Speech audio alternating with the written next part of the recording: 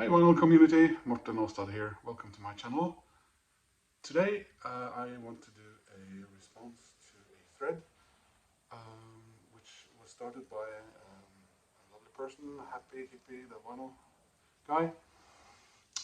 He wants us to grab some records and with those records spell out the word peace in a very timely fashion. I think we could all agree that the world needs to calm down.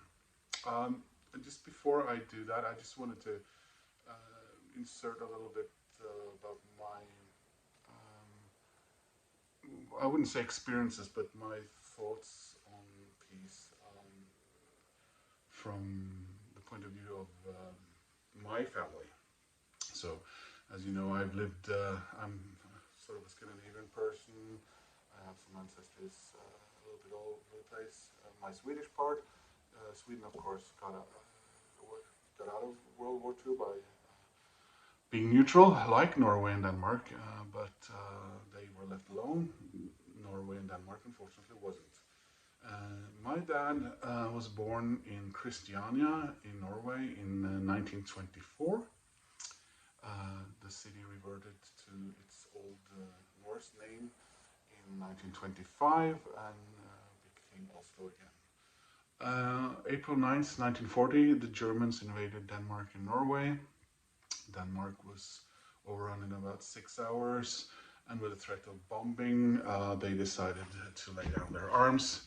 Well, Norway did not lay down its arms. Mobilization wasn't good.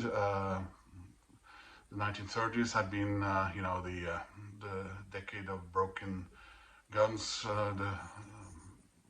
Everyone was saving money and the army wasn't what it was supposed to be. But what the Germans didn't know was that the old fortress in the Oslo fjord was fully functional, and Oscarsborg Castle opened fire on the heavy cruiser Blücher, sank it, and the Norwegian royal family and government managed to get out of Oslo in time. And the war progressed up through Norway for about 2 months.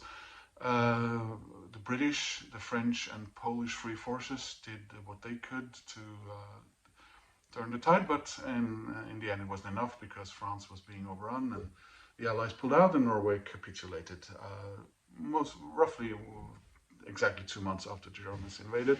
And my dad then had to live as a 14-year-old under German occupation. The little island just outside of Oslo where they lived. My grandfather worked on a one-man factory there, boiling together some sort of soap product that smelled so badly that the factory in the city had to move that part of the production out to that little island because the neighbors were complaining. This island had been Oslo's international airport until 1937, operating seaplanes only to Oslo, and the Germans brought seaplanes with them, and they said they wanted the hangars, and civilians were no longer allowed on that island, so my family had to move into the city. The other thing my dad tells me about World War II is that in, I think it was 1943, one day he shows up in class and several of the school desks are empty. His classmates are gone, and those classmates were Jewish. And they, bar one, never came back. I mean, we're not heroes or anything. The Danish managed to save, I think, about 95% of their Jews. They secretly hid them on boats and shipped them over to Sweden. I think 2/3 of the Jewish population in Norway were exterminated by the Nazis. And even some of those who managed to flee to Sweden were captured on the Swedish side by Nazi sympathizing local government people and shipped back to the Germans. So, you know, not everything was okay there either. But of course, the war ended in 1945. And my dad always instilled in me an appreciation for what the British did, for what the French tried to do, the Polish, the Americans, of course. I am, and I still am, and a lot of people who know things and should know things are eternally grateful for what the Americans did to save us from first the Nazis and then Stalin. And also not least the Canadians, who under Montgomery did a very quick push at the very end of the war and managed to slice the Jutland Peninsula, which kept the Soviet forces from entering Denmark. Several weeks after the war was over, the Germans on the island of Bornholm, which was Danish, refused to surrender to the Russians, waiting for the British to arrive. The Russians then bombed Bornholm, killing lots of civilians, and the Danish took them over a year to get the Soviets out of Bornholm Island. They were given all kinds of incentives why the Soviets should stay.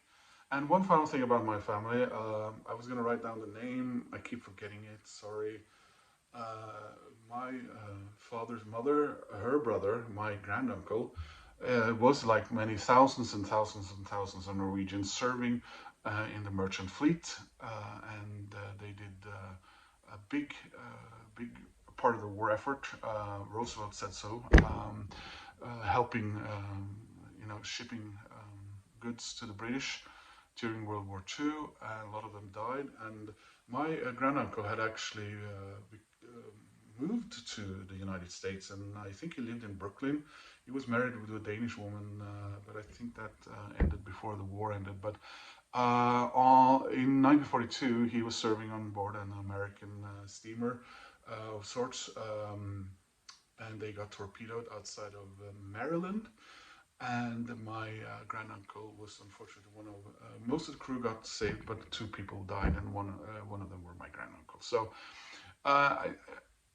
there are tyrants now everywhere, and there are opportunists, and to just put it mildly, assholes out there who are trying to tell us that we don't need democracy, we don't need to care for each other, and all that stuff, and tell that to those Jewish school children who were sent to Auschwitz during World War II from little old Norway. And I think sometimes democracies, when it comes to certain things, need to be ruthless, and sort of bad thing to say in a peace video, but well, I said my piece, and let's look at some records. So the record P, Prefab Sprout, with protest songs. I thought that was a record we should show on a day like that when we're talking about peace. This was not initially supported by the record company, and was, as far as I remember, only released later after the success of, I think, after the success of Steve McQueen, which is not called Steve McQueen in America, by the way. So yeah, that's protest songs. Is there anything worthwhile looking in here? No, just lyrics. Letter E, Echo and the Bunnymen, Crocodiles, their debut album. There's a song here called Rescue, and I think we could all do with some rescue, and a certain group of people definitely need rescue. The A, lovely album, a little bit of cheer in all of this. ABC's Alphabet City.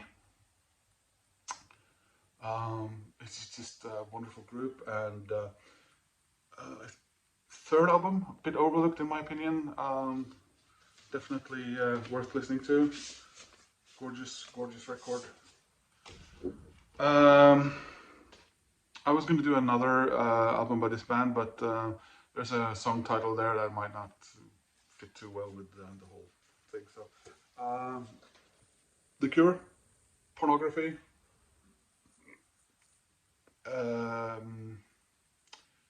Definitely not an easy listen album. It's harrowing, and what's going on right now in the world is harrowing in so many ways. So I thought this was a good fit for the letter C in peace. Finally, where we're all heading if we don't step up and stop these assholes. Eurythmics, 1984. The soundtrack to the film about George Orwell's, dystopian world. So there you go. Well, sorry if I fill this with a bit too much of my personal stuff, but um, Hippy, he made me think about it for a few days, and I decided to just say my piece. Peace, haha. So thank you for watching. Please click like and subscribe, and I will see you again in another video. Take care, guys. Bye.